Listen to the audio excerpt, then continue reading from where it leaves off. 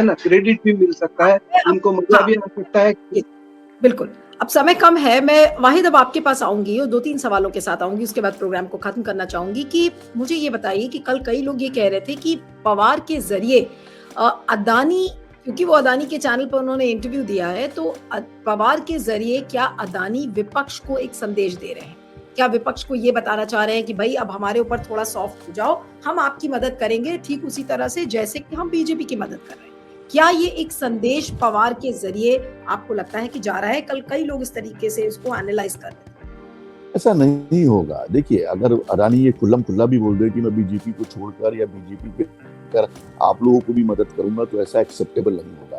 क्योंकि राहुल गांधी का जो आरोप है वो सीधा-सीधा अडानी के ऊपर है और अडानी के 20,000 करोड़ रुपए कहाँ से आए, कहाँ गए, ये लगातार जवाब मांग रहे हैं। अडानी का सॉफ्ट कॉर्नर शरद पवार जी ने ज़रूर दिखाया, इंटरव्यू में कह दिया, लेकिन मैं आपको बता दूँ कि शरद पवार जी कैसे हैं, क्या हैं। मैं चलते-चलते एक आपको एक और ज्ञान देता हूँ तन्वी जी, कि जैसे कि हम रोज़ा रख रहे हैं। रोज़ा रखते-रखते आज एक हो गया कि मेरा ब्लड प्रेशर सुबह बढ़ गया। तो डॉक्टर ने बोला कि भाई साहब आज रोज़ा मत रखो। तो मैंने रोज़ा आ गया।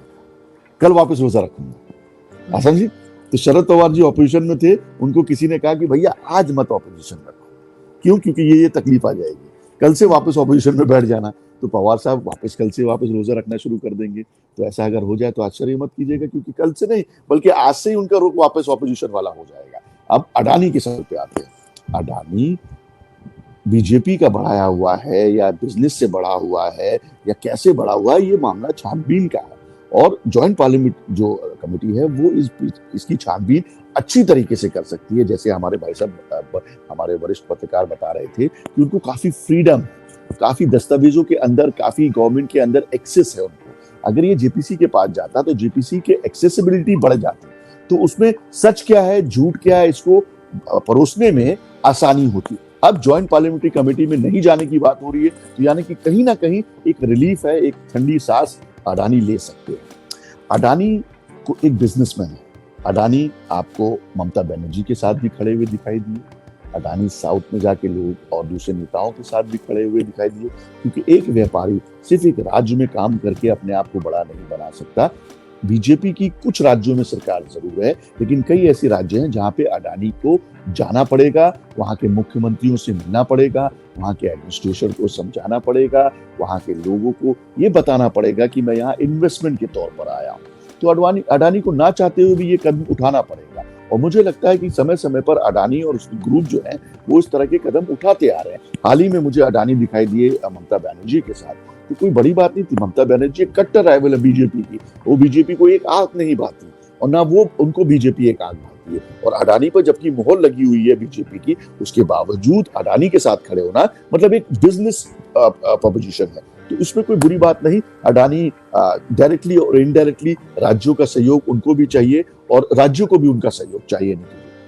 बिल्कुल, लेकिन कुल मिलाकर वाहिद आपको लगता है कि शरद पवार कुछ ऐसा अगर वो अपने आप को सेफ खेल रहे हैं कि भाई अपने परिवार को सुरक्षित रखना है, अपने आप को सुरक्षित रखना है, अरे this is a political game which he is playing, तो इस गेम में क्या वो विपक्ष को घायल करके छोड़ेंगे या विपक्ष को भी साथ में सुरक्षित कर लेंगे अपने किसी अगले दांव से? जैसा आपने कहा कि ठीक है भाई, एक पॉलिटिकल कन्वीनियंस की बात है, 1-2 दिन के लिए उन्होंने अपना स्टैंड अडानी के समर्थन में दे दिया है, लेकिन क्या वो विपक्ष के साथ ही नजर आएंगे? आपको याद होगा महाराष्ट्र में 2019 के इलेक्शन के बाद क्या हुआ, आपको पता है, याद होगा। अजीत दादा पवार सुबह 6 बजे जाके शपथ लेते हैं और शाम को बोलते अरे ये तो गलती हो गई, ये तो कुछ था ही नहीं। तो ऐसे ही यहाँ पे भी होगा। इन्होंने स्टेटमेंट दे दिया है, कुछ दिन बाद बोलेंगे अरे जाने दो, ये तो स्टेटमेंट थी, एक बातें थी जो कहने की हमने कही। ये पवार साहब भी जानते हैं कि वो बीजेपी के साथ जुड़कर उनका वोट बैंक कभी भी एक इंटैक्ट नहीं रहेगा। पवार साहब वो हैं जो आगे की सोचते हैं। आने वाले इलेक्शन में चाहे वो विधानसभा का हो, चाहे लोकसभा का हो, चाहे मुंबई के म्युनिसिपल कॉर्पोरेशन का क्यों ना हो, यहाँ पर एनसीपी को एक अपनी खुद की आइडेंटिटी पे लड़ना होगा। एनसीपी को यहाँ पर बीजेपी के समर्थन के रूप में नहीं आना होगा, ना बीजेपी के सपोर्ट के रूप में आना पड़ेगा। अगर वो ऐसा करते हैं तो एक बहुत बड़ा एक ऐसा समुदाय है और बहुत बड़े एक वोट बैंक है, परसेंटेज है जो पवार साहब से हट जाएगा। और पवार साहब से हटेगा तो कहाँ जाएगा? बैक टू पवेलियन जाएगा, कांग्रेस की तरफ, जहां से पवार साहब आ रहे हैं। तो पवार साहब अच्छी तरह जानते हैं कि वैसा होने नहीं देंगे। वो इस जो परसेंटेज को कम नहीं होने देंगे। बीजेपी देखिए, आज एनसीपी ने जो इतना वोट बैंक रखा हुआ है, एनसीपी ने जो इतनी सीटें लेके आई, वो एक डिफरेंट आइडेंटिटी के रूप में लेके आई, क्योंकि वो सर्कुलर पार्टी है।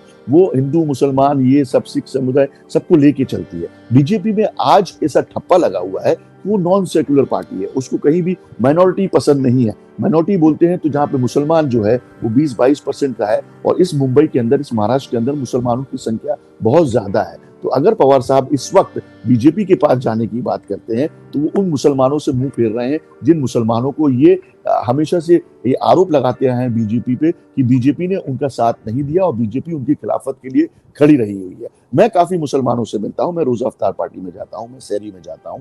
यहाँ पर आज एक सॉफ्ट कॉर्नर जो है वो एक शिवसेना के लिए नजर आ रहा है, जो कि उद्धव ठाकरे गुट है। लेकिन शरद पवार जी का जो इंटैक्ट जो वोट बैंक है मुसलमानों का, वो वहीं पे रहेगा।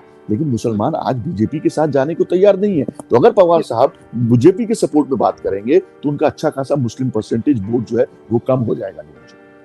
चलिए, अब जैसा आपने कहा कि ये तो एक दो दिन का उन्होंने गेम खेला है, हो सकता है उस गेम से वो मुकर जाएं या कुछ इस तरीके का बयान फिर से आ जाए, इसीलिए शायद वो मराठा स्ट्रॉन्गमैन के नाम से जाने जाते हैं। लेकिन अब अगला दांव उनका क्या होगा उस पर निगाहें टिकी होंगी। लेकिन फिलहाल अभी इन 2-3 दिनों में तो उन्होंने मोदी जी को और अदानी को थोड़ा सा रिलीफ दे दी है। कम से कम इतना हुआ है कि वो चैन की सांस ले ले, तो उसी तरह से समझा जाए, फिर आगे देखेंगे कि क्या होगा। Thank you so much Wahid Ali Khan, thank you so much Shyam Pandhari Pande ji, thank you very much for joining the debate. और इस वीडियो को ज्यादा से ज्यादा शेयर करिए, फीडबैक दीजिएगा और बने रहिएगा मेरे साथ क्यू वाइफ नेटवर्क पर। Thank you very much.